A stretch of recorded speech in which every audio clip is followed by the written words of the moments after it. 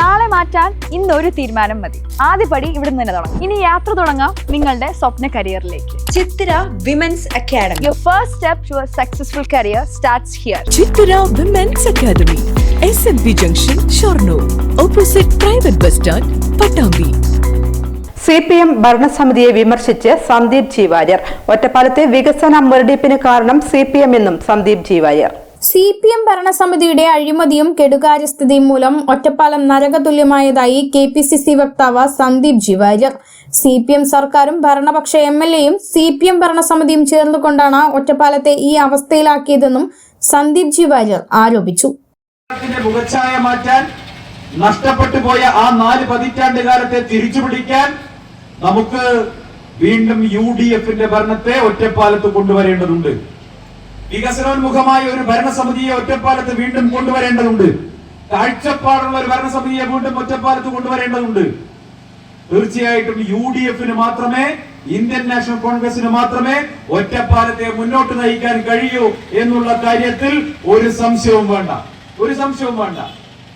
ഇവിടെ ഒറ്റപ്പാലം നഗരസഭയുമായി ബന്ധപ്പെട്ട നിരവധി അഴിമതികൾ, നിരവധി പ്രശ്നങ്ങൾ പത്രമാധ്യമങ്ങളിൽ ദിവസേന എന്നോണം വായിച്ച് മനം മടുത്തവരാണ് ഇവിടുത്തെ ജനങ്ങൾ. ഓരോ ദിവസവും ഒറ്റപ്പാലം നഗരസഭയ്ക്ക് അകത്ത് അരങ്ങേറുന്ന അഴിമതികളുടെ കഥകൾ, ദുർഗന്ധം വമിക്കുന്ന കഥകൾ മാധ്യമങ്ങളിലൂടെ വായിച്ചറിയുന്നവരാണ് നിങ്ങളും ഞാനും ഒക്കെ.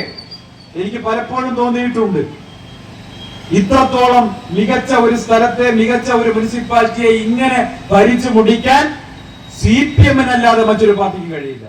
ഒറ്റപ്പാലം MLAയുടെ കാര്യക്ഷമമില്ലായ്മയാണ് ഒറ്റപ്പാലത്തെ വികസന മുരടിപ്പിന് കാരണമെന്നും അദ്ദേഹം ആരോപിച്ചു.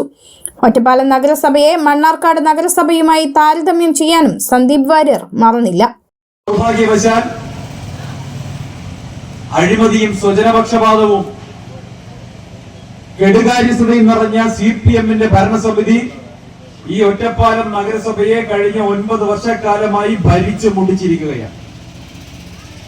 മറുവശത്ത് ഒറ്റപ്പാലത്തെ പ്രതിനിധീകരിച്ച് നിയമസഭയിലേക്ക് പോകുന്ന ആളുകളുടെ ഇൻകോമ്പിറ്റൻസി, അവരുടെ കാര്യക്ഷമതയില്ലായ്മ കാരണം ഒറ്റപ്പാലത്തിന് സ്വാഭാവികമായി കിട്ടേണ്ടിയിരുന്ന ഒരു വികസന നേട്ടങ്ങളും ഉണ്ടായിട്ടില്ല.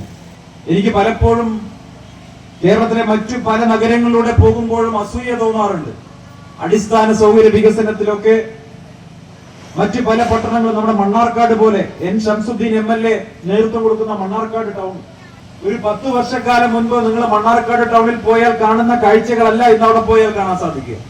എത്ര മനോഹരമായിട്ടാണ് ആ നഗരത്തെ മണ്ണാർക്കാട് നഗരസഭയും അവിടുത്തെ MLAയും ചേർന്ന് പരിപാലിക്കുന്നത്. ഇന്ന് ഒറ്റപ്പാലത്ത് നടന്ന കോൺഗ്രസ് ജനസമ്പർക്ക യാത്ര ഉദ്ഘാടനം ചെയ്ത് സംസാരിക്കുകയായിരുന്നു സന്ദീപ് ജി വാര്യർ.